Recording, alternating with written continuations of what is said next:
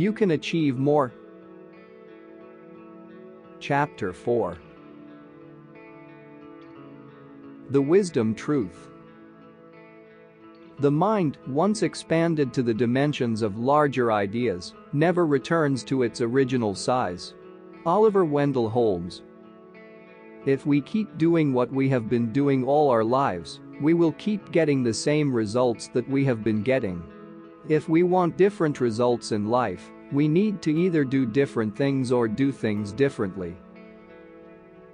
When we get unwell, the doctor prescribes us medicines and a diet. Not just that, he also asks us to do everything differently.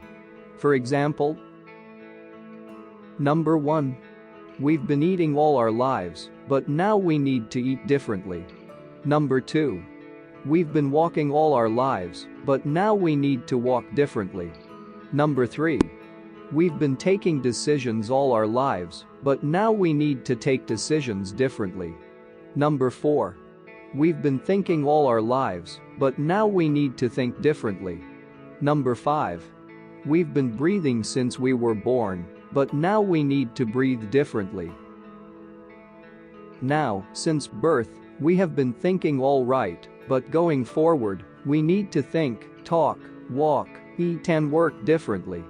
The desire to conform is evidently present in most of us, but in reality, utmost progress has been stimulated by non-conformers.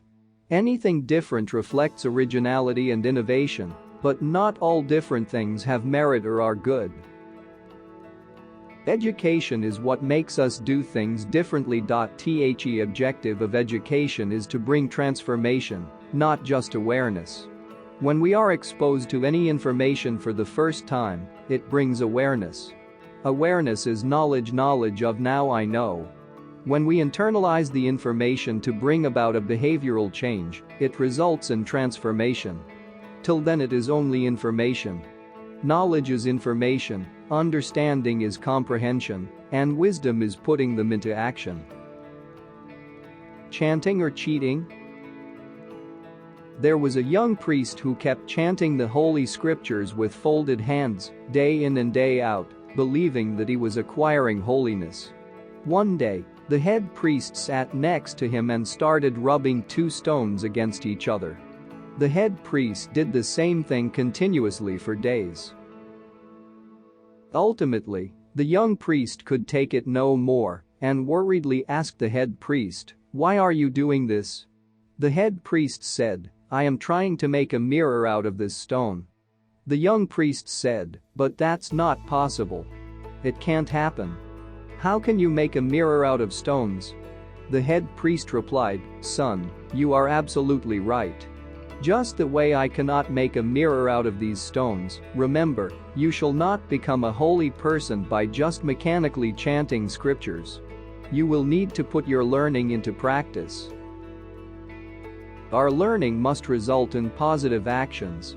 Unless one's behavior changes, learning has not taken place. Knowledge without action is like plowing without sowing.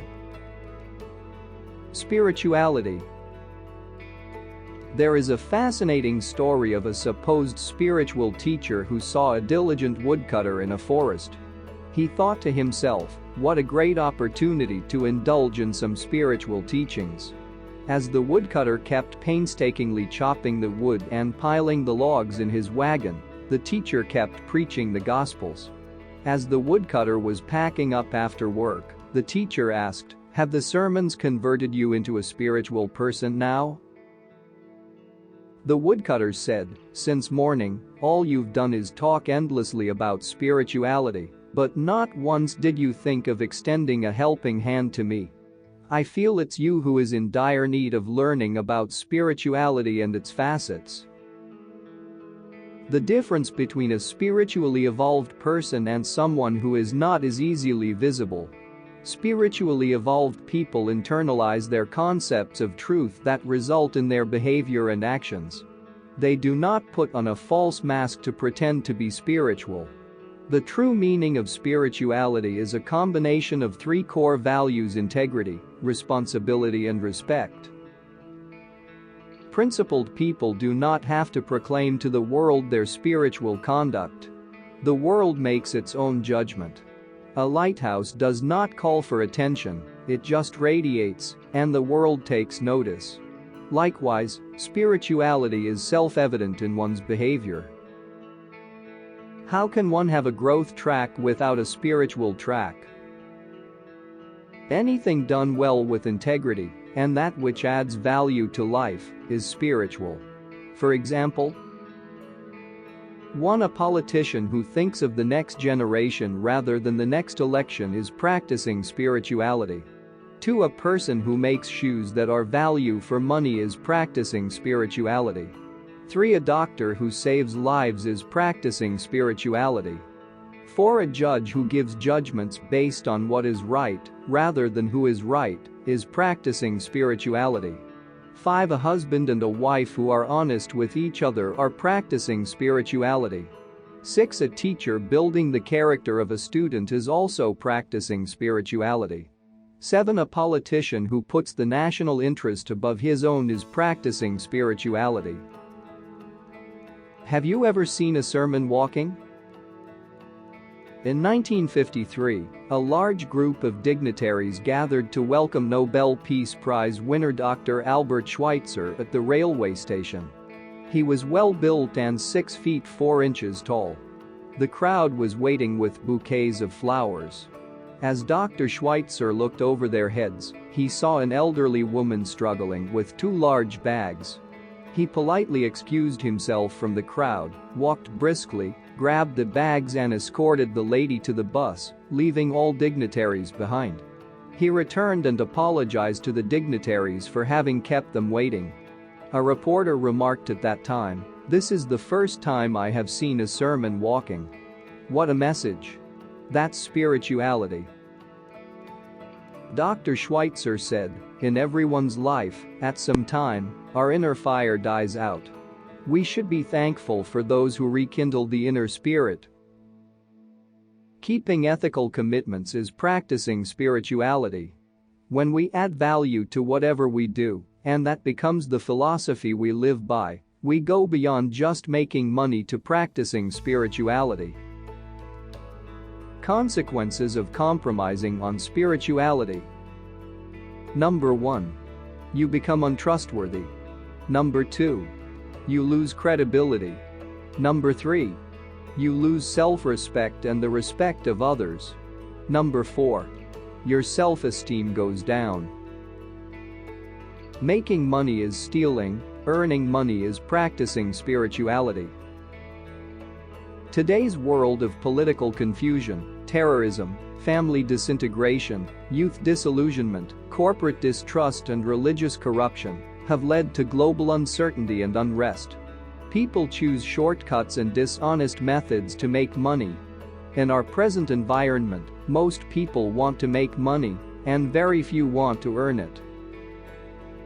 Just when you are in a hurry to make money, you skip the steps to climb up faster. Making money by hook or by crook amounts to deviating from spirituality. Those who have gained big bank balances out of greed and crooked means are the ones always afraid of losing it. In my opinion, they are not spiritual because they are always uneasy and restless. Why? Because they have only made money, not earned it.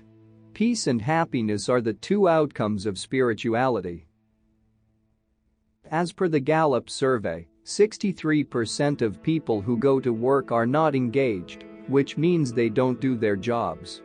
An additional 24% are actively disengaged, which means that they make sure that others also don't do their jobs. That leaves only 13% of people who go to work and actually do work. It has literally become an epidemic to see employees spending 3 to 4 hours a day checking personal emails and social media while they are at work. Is that what they are getting paid for? When someone steals our wallet from our pocket, what do we call that person? A thief. When we do all this, what are we? When people do not have the right values, what do? Number 1. They lie to their employees and employers. Number 2. They lie to their customers and colleagues. Number 3. They lie to their spouses and children. When they come to work, they take pens and pencils, supplies, staplers and stationery home. They make personal calls during company time.